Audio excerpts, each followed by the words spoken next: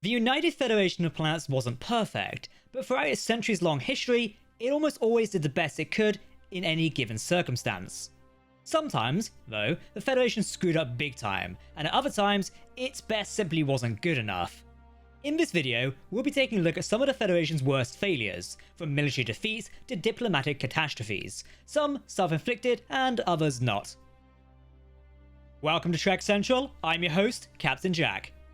If you want to keep up to date on the latest Star Trek news, lore, and more, then make sure to hit that subscribe button to never miss a video from the team here at Trek Central. You can also follow us on social media for daily updates on the Star Trek universe. And we're enjoying making these Star Trek videos on various topics, and we hope you're enjoying watching them. If you do want to support their development, please join our Patreon via the link below. You'll get exclusive access to videos and events, as well as more Galaxy class rewards. As always, please let us know your thoughts in the comments section below, because if you're talking about Star Trek, then we want to hear about it. Okay, engage. For our first failure, we have one of the most infamous battles in Starfleet history, the Battle of Wolf 359.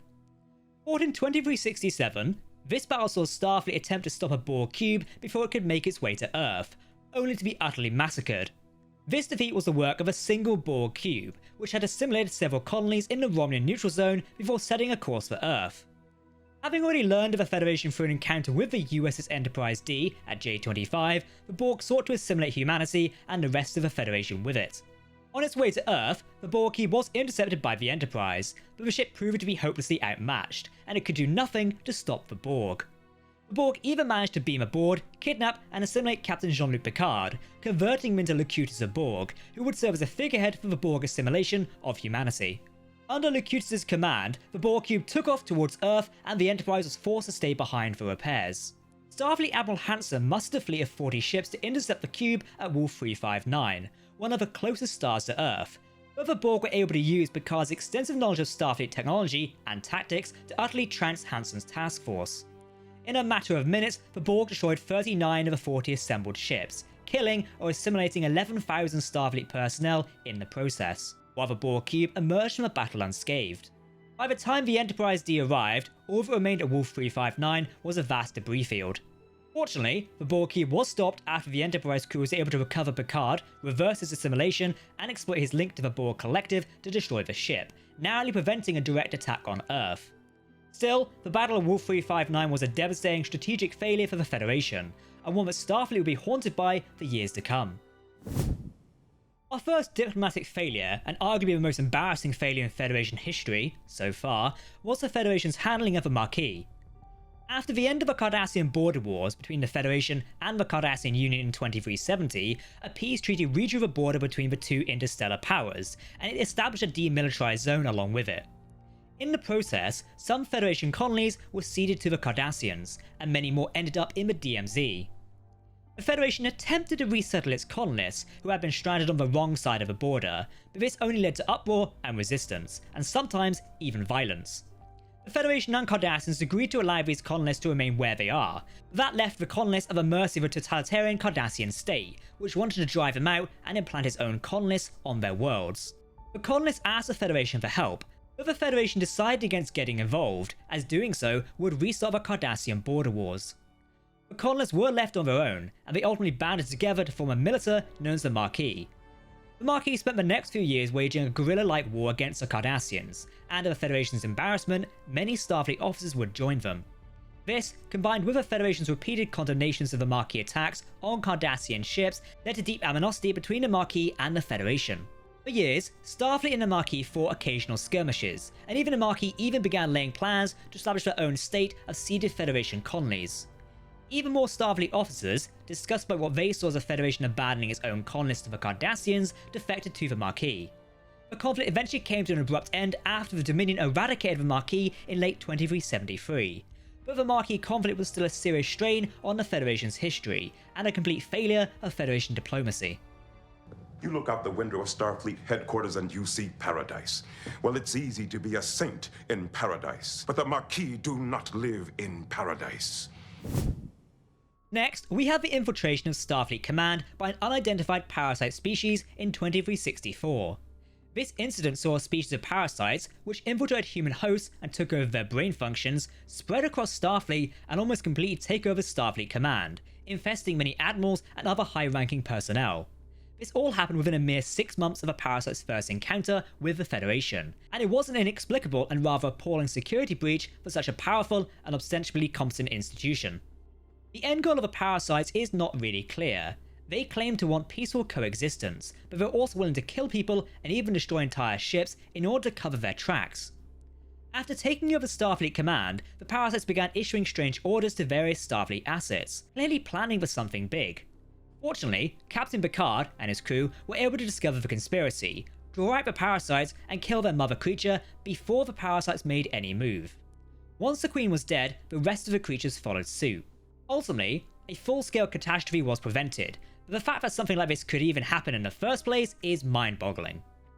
The parasites didn't have access to their host's memories, so there would have been many ways for them to be discovered through basic questioning, and infected hosts would develop a small but noticeable gill structure on their necks, which a basic medical screening would very quickly notice.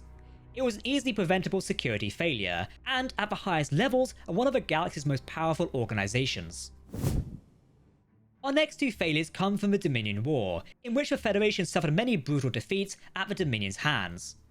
One of the most catastrophic of these was the Battle of Betazed in late 2374, in which Starfleet failed to stop the Dominion from taking Betazed and gaining a clear shot at the Federation's core systems.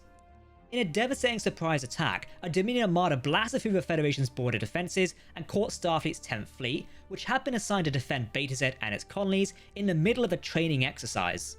The 10th Fleet was taken by surprise and utterly routed, and Dominion forces proceed to attack Betazed itself. Betazed's orbital defense systems were obsolete and hopelessly inefficient, and the entire planet fell to the Jem'Hadar in just 10 hours. As Betazed was one of the Federation's leading members, this defeat was extremely costly, both strategically and diplomatically. The Dominion placed Betazed under a brutal occupation and began using it as a staging ground for their fleet, fortifying the planet against Starfleet's attempts to retake it. The Federation's 2nd Fleet launched 3 attacks against Dominion-occupied Betazed over the course of the next month. They were repelled by Dominion reinforcements nearly every time, and after each engagement, the Dominion further fortified its ground positions on the planet. What made this catastrophe and especially embarrassing failure for the Federation was how it happened. The Federation had left one of its most important worlds with obsolete defense systems, and its defense fleet was caught with its pants down. It was a massive strategic failure on every level, and although many of the Federation's defeats in the Dominion War were no fault of its own, the defeat of Betazed was entirely preventable. Even the Battle of Betazed, though, paled before the Federation's worst defeat of the Dominion War, the Second Battle of Chintoka, fought late in the War of 2375. The year prior, Chintoka had been the site of one of the Federation's first major victories against the Dominion, and the Dominion had been constantly fighting to retake the system ever since. Federation forces just barely managed to hold on, but control of the system was lost after the Dominion allied with the Breen, who joined the Chintoka offensive. The Federation and its allies were unwilling to let the system fall so easily, and they dispatched a fleet of 312 ships for a counterattack. But as the two fleets closed to engage one another, the Breen vessels opened fire with a weapon unknown to Starfleet, an energy dissipator that drained target vessels of all power. In short order, they completely disabled nearly every ship in the Allied fleet, allowing the Dominion ships to begin destroying them with impunity. Only a single Klingon ship, the IKS Kaitang, escaped. The Second Battle of Chintoka was an unmitigated disaster for the Federation, one of the worst of the Dominion War, and it was one of Starfleet's worst military failures. Unlike with Betazed, this was really beyond the Federation's control, as the Federation was unfamiliar with and also had no encounters with a Breen energy dampener, but it was still a serious catastrophe. Our last Federation failure for today is the secession of Navarre, which happened in the 31st century after the burn. While the burn itself was a disaster well beyond the Federation's control, many of the political ramifications of it were not, and the loss of Navarre, the joint homeworld of the Vulcans and Romulans, was among them. Prior to the burn, the Federation had pushed its member worlds to begin researching warp drive alternatives that didn't require dilithium. Navarre's contribution was Project SB-19, and it was the most promising of these. This project opened a possibility for instantaneous travel across thousands of light years, but the Navarre scientists working on it quickly came to view the program as dangerous. They demanded the Federation stop research on SB-19, but the Federation refused, as it was the best lead they had. When the burn happened, many in Navarre thought that the SB-19 was the cause, and Navarre left the Federation in response. Relations between the two powers were sour for decades, as Federation efforts to make up with Navarre ultimately failed. It was only after Captain Michael Burnham of the US's Discovery was able to prove that SB-19 didn't cause the burn that Navarre decided to rejoin the Federation. But the loss of Navarre in the first place was the Federation's fault for not respecting their wishes for the course of their own research project, and the decades of poor diplomacy that followed only added to the Federation's big failure. So that's our look at the Federation's worst failures. Of course, this is only some of them. If you have any more suggestions, comment them down below. Like always, if you want to keep up to date on all the latest Star Trek news, lore, and more, then make sure to hit that subscribe button to never miss a video from the team here at Trek Central. You can also follow us on social media or join our community Discord server. As always, a big thank you to everyone who has supported us on Patreon. Your support allows us to continue making these Galaxy-class videos. For now, I've been Captain Jack, thanks for watching, and we'll see you next time. Live long and prosper, my friends. Goodbye.